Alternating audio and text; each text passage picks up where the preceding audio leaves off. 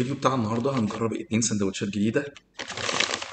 واحد كريسبي تشيكن بالهوت تشيلي، اما التاني ده فانا شفته في اليوتيوب كتير وهو بطاطس عمان بالفراخ. اللي عارف بطاطس عمان اغلبيتهم كانوا عايشين في الخليج زمان ودلوقتي من اشهر انواع الشيبسي اللي موجوده. بس طبعا البيبسي اسمها نيكست، ودي صناعه باكستانيه وطعمها، انا عارف ان انا قلت في الفيديو اللي فات ان الصناعه في الهند لكن واضح انها من باكستان. دي طعمها حرفيا رائع جدا، يمكن احسن من البيبسي واحسن من كوكاكولا. المقاطعه مليون.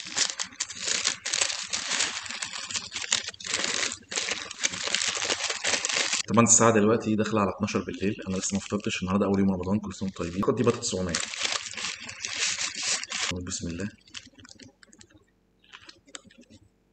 السندوتش طعمه حلو، الشيبسي نفسه بتاع بطاطس عمان حلوة، الكريمة القشطة اللي هي اللي محطوطة فيها دي حلوة قوي قوي، وقطع الفراخ المقرمشة بصراحة حلو. 3 درهم يعني رخيص مش غالي. آخر قطمة منها بصراحة طعمها حلو قوي قوي، والكريمة القشطة اللي هم مستعملينها دي تحفة. لازم تبلع بعدها بالمشروب الباكستاني ده، تحفة.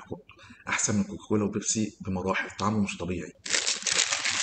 ده اكتر سندوتش انا بحبه عندهم، جربته قبل كده. عملوا منه فيرجن كريسبي مع صوص غير الصوص اللي كانوا بيحطوه قبل كده.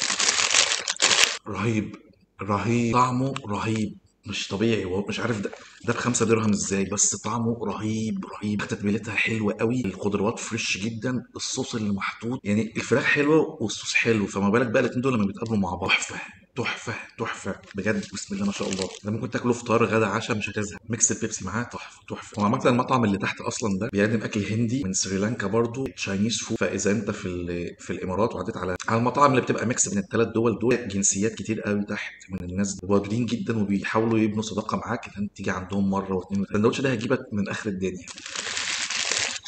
القناة هنا هبدأ أغير المحتوى بتاعها من جيمنج إلى إن أنا أشارككم محتوايا لحياتي اليومية الموجودة هنا في، برضه لما أخرج بره الإمارات إن أوقات الشغل بيسفرنا بره. فكل سنة وانتم طيبين، رمضان كريم. تعمل فولو على انستجرام، فولو على تيك توك، اشترك في قناة اليوتيوب. هكمل أنا بقى النكست كولا دي بعدها هنام. تدعوا لنا وادعي لكم كلكم في صلاة الفجر، وأول ما نفطر ندعي لبعض دايما، ندعي لإخواتنا في فلسطين، ندعي لإخواتنا في كل مكان، ندعي إن ربنا يديمها علينا نعمة وبركة، لأن صدقوني والله العظيم ما بنعرفش قيمة النعمة غير لما بعد الشر بتزول. الحمد لله على كل نعم، والحمد لله على كل حاجة احنا بناكلها بنشربها، الحمد لله على الجنيه اللي بيدخل جبنه، الحمد لله على الصحه، الحمد لله على البيت، الحمد لله على الاسره، الحمد لله على كل حاجه. انا بحبكم. ماريو، مع